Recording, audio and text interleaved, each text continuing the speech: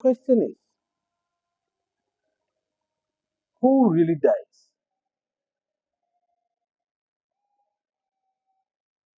Now, generally, it is said in almost every scripture that the separation of the soul from the physical body is death. Yes, it is true. But when we take a second look, another issue deeply, the body is not dead, doesn't die. The soul doesn't die. The body is accumulated. From birth, it is food na my then has made the body. And the food eaten makes up the body. And obviously, when the body is weak and cannot contain the soul now, it has to drop. It has to drop. That is what generally we call it death. But in truth, now see, before a person is born, it is the body that is given birth to. But the person was existing already and then entered, and then he is born or she is born. Now, from birth, the person only relationship doesn't have a family. There's no relations. Brother, sister, doesn't know. Now, then we start giving it an identity. So we give a name. And this name is not given to the soul, to the actual person, but to the body. So first, we give an identity to the body. So we give it a name. We perform naming ceremony and everything, and we give the body a name. We make sure and we insist, we make sure that the person accepts that identity. The person to unknowingly accept it by force on that. This is your name. So when anybody calls you, you must respond in this way, so and so and so. We instruct the person accepts that. But that name and everything is to the body. Now, as the person grows, we tell him, this is your mother, this is your father, this is your brother, this is your sister, this is your uncle, this is your niece. So we create relationships.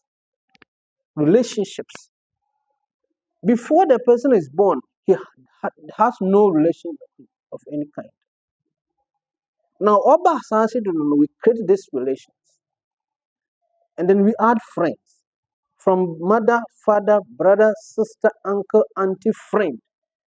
Then we go further to create what is called enemy. Enemy is a relationship. So this is my friend. This is not my friend. This is my family member. This is not my family member. Again,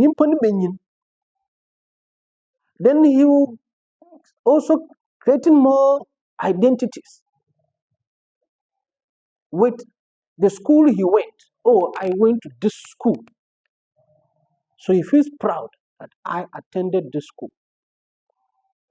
He will get certificate from the education he gets. So I am Professor so and so. I am Dr. This. I am this. So many identifications is created.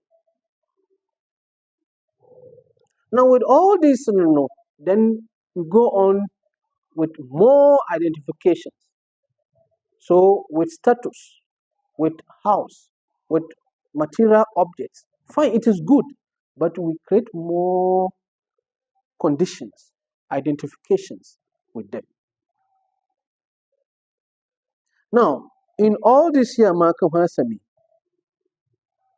the mother, the father, the brother, sister, uncle, including enemies, co-workers, and everybody, they don't see you the same. No matter how old you grow, how rich you become, you will always remain a son to your mother and father. It will not change.